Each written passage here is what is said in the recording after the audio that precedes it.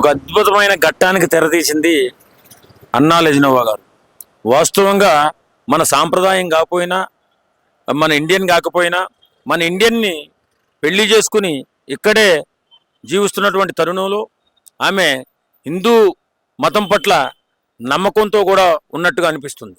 ఎందుకంటే ఒక పెద్ద ప్రమాదం, తన బిడ్డ అగ్ని ప్రమాదంలో చిక్కుకున్నప్పుడు ఆమె చేసిన త్యాగం, నా బిడ్డ క్లియర్గా ఆరోగ్యంగా బయటపడితే నీ కొండకొస్తాను తండ్రి, నీకు తలనీలాలు సమర్పిస్తానని చెప్పి మొక్కుకోవడం, ఆ ప్రకారంగా ఆ బిడ్డ ఆపద నుంచి తప్పుకోవడం, ఆ కోలుకున్న తర్వాత తిరుపతికి వెళ్ళి ఒక సాంప్రదాయం ఏంటంటే ఎవరైనా సరే విదేశీయులు వెళ్ళినప్పుడు డిక్లరేషన్ ఫామ్ మీద సంతకం పెట్టాలి.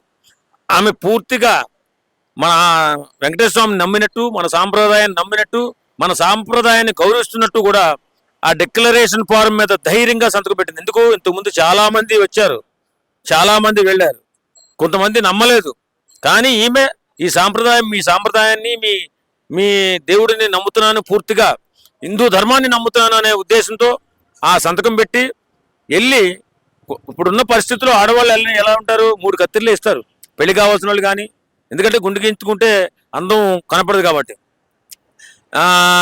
అలాంటి తరుణంలో కాదు, నేను పూర్తిగా గుండు గీయించుకుంటానని పూర్తిగా మన దేవుణ్ణి నమ్మి, మన సాంప్రదాయాన్ని నమ్మి గుండు గీయించుకోవడమే కాకుండా అలాగే 17 లక్షల రూపాయలు విరాళంగా ఇచ్చి అన్నదాన కార్యక్రమంలో పాల్గొనడమే కాకుండా ఆ అన్నదాన కార్యక్రమంలో ప్రతి ఒక్కరికి కూడా వడ్డన చేసి ఆ ప్రసాదాన్ని ఆమె కూడా అందరితో పాటు కూర్చొని స్వీకరించిన మహాసాధ్వి అన్నా లెజినోవా గారు. అలాంటి వ్యక్తులు మన ఇప్పుడే కాదు, ఇప్పుడు ప్రతి దేశంలో కూడా మన సాంప్రదాయాన్ని నమ్ముతున్నారు, మన సనాతన సాంప్రదాయాన్ని ఆచరిస్తున్నారు, మన దేవుళ్ళని అమితంగా ప్రేమిస్తున్నారు ఈ దేశం ప్రపంచం మొత్తం మీద. అలాగా ప్రతి ఒక్కరూ కూడా ఎవరైనా సరే విదేశీయులు కానీ లేకపోతే ఇంకొకరు కానీ మన దేశాన్ని మన సాంప్రదాయాన్ని నమ్మినట్లయితే వాళ్ళని గౌరవించుకోవాల్సిన బాధ్యత, వాళ్ళని సత్కరించుకోవాల్సిన బాధ్యత మన అందరిపైన ఉంది.